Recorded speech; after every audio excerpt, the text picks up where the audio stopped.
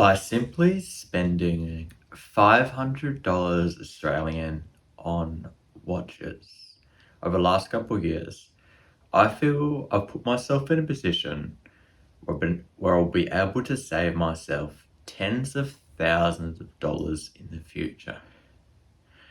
Now, for those of you just starting out or wanting to get into watches, or you've got some dream watches that are very expensive, this is the video for you. Why is that?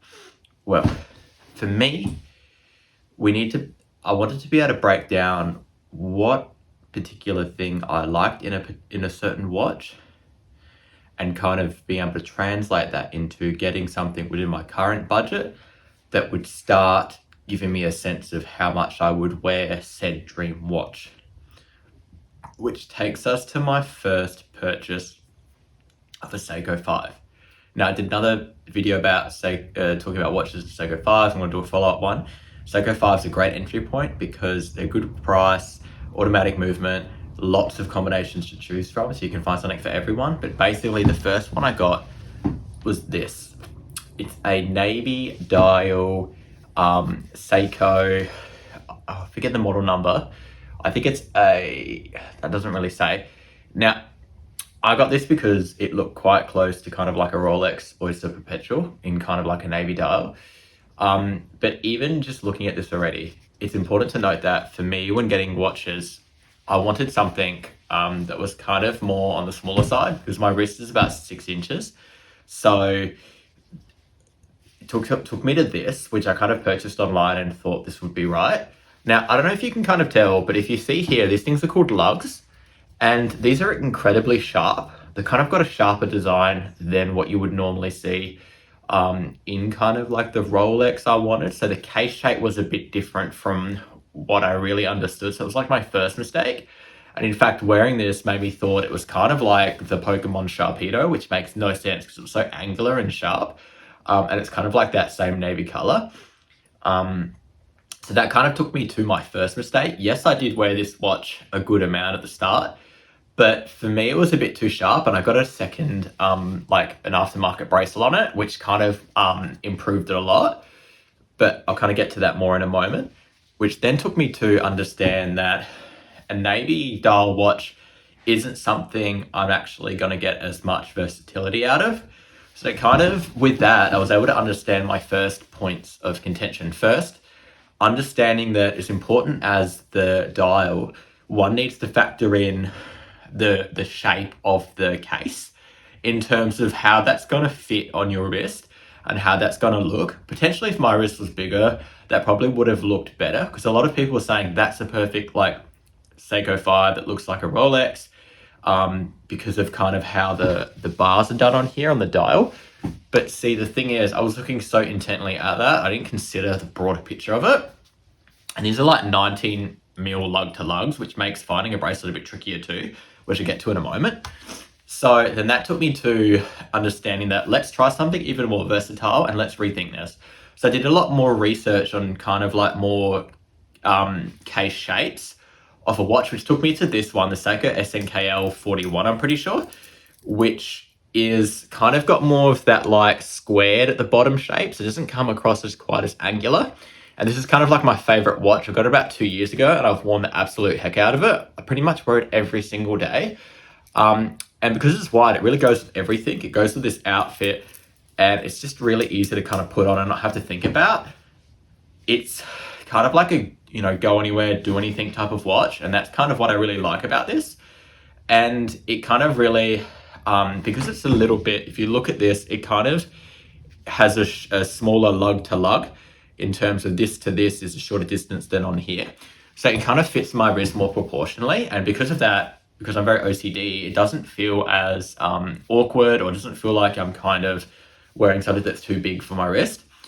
And that kind of got me thinking, well, I really like the look of white dial watches because it seems to me that I'm more likely to wear it.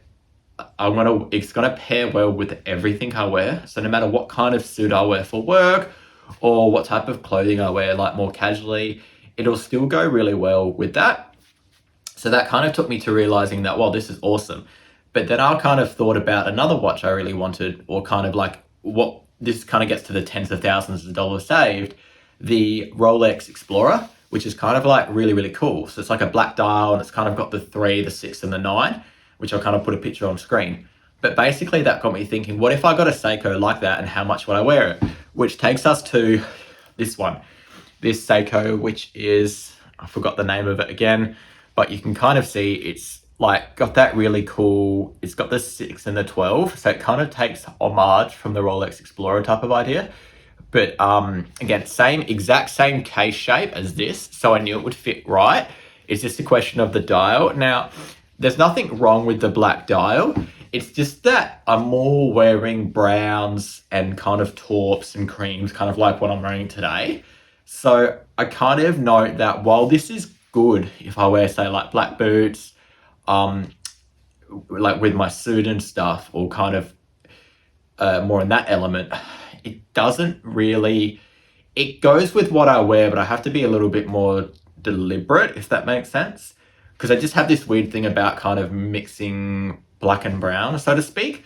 So I noticed that this, while it's fantastic, doesn't have that same versatility and wear amount that I wear with this. So say if I've worn this probably over 2 years, almost every single day, I've probably worn this maybe 30 times over 2 years or something, if that. So from a value proposition, it's still better than, say, this, but it kind of gave me a sense to know, well, in the future, if I'm going to get a black dial, say Rolex or whatever black dial watch, I'm not really going to wear it and I'm going to be wasting my money, which kind of gets to the point about like saving money and kind of helps position me to understand what I'd actually wear. So that was kind of really, really cool, which then takes me to how can this apply to you? So for context, I think recently some new watches were released, and one that a lot of people have their eye on is the Rolex Land Dweller. So that's a really cool watch. It's kind of got that integrated bracelet style. It's got like a flat type of Jubilee bracelet. Everyone seems to be talking about it and they look really cool. Now, of course, if you, say, wanted something like this, assuming that you can somehow even get it, what if you found out you didn't really like it? Okay, so then what would be an alternative to try first? It's a lot cheaper to kind of get an understanding about whether or not this is something that you'd wear. Great question. So I think probably the closest thing, particularly if you like the platinum with the ice blue dial, you could get like the Tissot PRX that has kind of this dial, which is like textured and pretty close to that, because that kind of has like a honeycomb texturing on the dial itself. So you could wear that and kind of get a sense of, would you wear this? Is light blue a dial for you, type of thing, without having to sink a ridiculous amount of funds, even if you could get it. So that kind of then takes me to my next point. What some people might be tempted to do would be to, say, get a like fake watch and wear that to see if they'd actually wear the real one. Now, it kind of feels a bit weird because I think there's a better way to do that. And I think you kind of have to work your way up to wearing something like that. And I think by wearing something fake, it's kind of like cheating or like taking a bit of a cop out. And even if, say, you did get a really good fake, you'd still know yourself it's not real. And I know this is probably not the type of video to have this argument, but I kind of want to position to you that you can still get something that has a similar aesthetic to what you really want in terms of leveraging, say, Seiko 5s, for example, or Tissot PRX, if you kind of like that integrated 1970s sports style watch type of bracelet, to get an understanding of, would you actually wear this in the future and how much you'd get out of it? Which then takes me to my bonus tip. Now, there is probably one drawback with getting Seiko 5. Now, while the dials are finished fantastically and the cases are great, the bracelets that they come with, actually, if you kind of move your wrist, you can hear them rattle and they're quite hollow. So I think if there's got to be a compromise on these type of watches, that's a good thing, because then simply by spending, I think this was $30 or $40 for this bracelet, it's actually a really high quality, like presidential style bracelet. Of course, this doesn't like follow like that, but it's still kind of really cool. Now, this one it adds a deal of elegance, and it kind of makes your watch feel like $1 million. And And the cool thing is, because these are the same case shape and lug width, I can put this bracelet on this and this bracelet on this. So that kind of gives you that like extra versatility and kind of makes it feel like you're wearing something you're really proud of and that you're proud to put on your wrist. Whereas if it makes like a little noise and doesn't really feels like quite flimsy, that's going to kind of aggregate and probably lead to you not wanting to wear that watch, which means it's just kind of going to sit in a box, which sucks. So yeah, I guess that's kind of like the point of this video. I kind of just wanted to take you through my thought process in terms of understanding the type of watches that you would want to buy in the future, or a watch you want to buy in the future, but being able to understand kind of like, without buying it, would you actually wear it?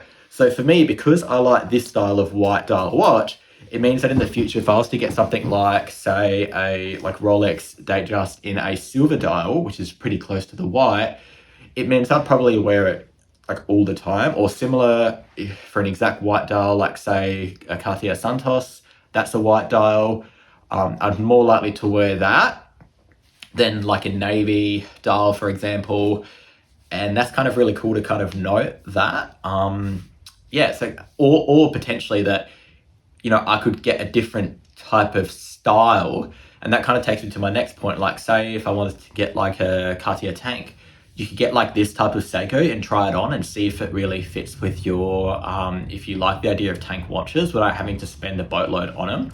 So it's kind of like the same point. I'm going to do a similar video, or an upcoming video on like, if I had to buy some Seikos in the future, or if I had to buy 5 Seikos, what would I buy right now? So that's going to be coming up soon. So yeah, this is kind of something to kind of follow up on the video I did the other day about like this being my favorite watch, which did really, really well. So thank you so much. So I kind of wanted to show that you can conquer the mountain of buying watches and save a tremendous amount of money in doing so. If you want to support me and this channel and build your fittest, fastest self ever, save lots of money through riding a bike, click the link in the description below for life cycles.